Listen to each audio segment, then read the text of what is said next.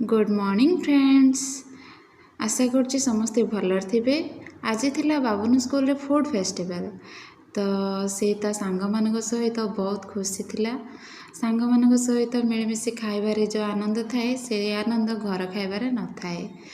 तो एमती किछि किछि आइटम आनिकी से ता खुशी रे सांग मान सहित मिसिकी एमती खाउथला। एठी नर्सरी टू 10th क्लास जाइके सब पिला मानकर ए प्रोग्राम थिला।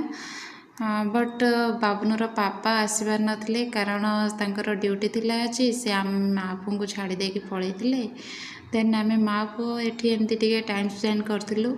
बाबुनर टीचर माने भी एमती सब खाइबा सर्व करुथिले।